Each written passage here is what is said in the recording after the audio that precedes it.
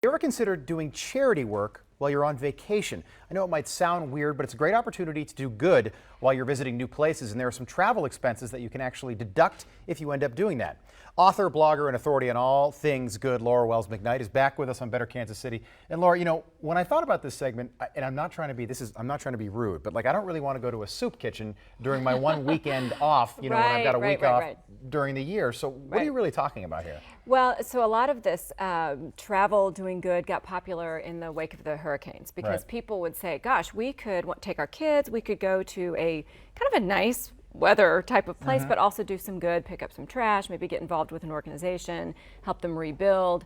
And that started sparking a lot of questions about, okay, well, if I'm going on vacation and I'm doing good, what does that mean for my tax return? What does that mean for my tax deductibility? So what does it mean? Well, what it means is three things. So it always boils down to three things. Right. The first is you have to be sure that you're linked up with a qualified organization. So the IRS doesn't consider something charitable unless it is a 501c3 organization. So in other words, they need a receipt. Yeah, they need a receipt, and you need to be able to look the organization up and see that they've gone through the steps to become qualified with the IRS. So that's just a very simple first step. So you just check out the organization and make sure that they are a 501c3. Okay. And then secondly, you just want to track your expenses like anything.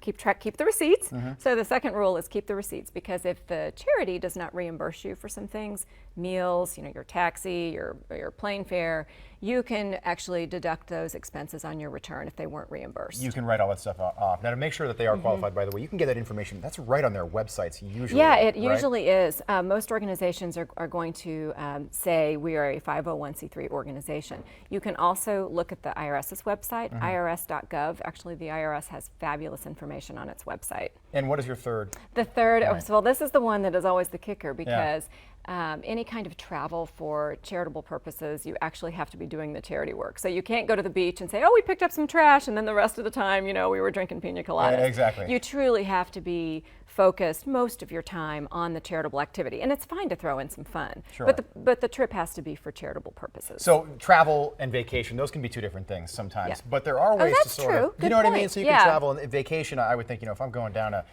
Cancun or whatever, that's not going to be top of mind. Not because I'm a bad person, I'm just being honest with you here. But what are some things that we can do that are a little bit smaller, maybe not, the trip's not dedicated to giving back. Well, that's a good point. You can travel with stuff and donate that. You can travel with stuff and donate that. And I loved your idea, you mentioned early on, just your visit on the weekend to the soup kitchen. There's a lot of things that you can do to build a staycation that involves doing good. A lot of local charities will, love volunteers, and you can plan a day around it and treat your kids to a little local trip and take some tax deductions too. To a neat, far-off place. Yeah, right in your own backyard. Laura, great advice. Thank you so much for being with us again.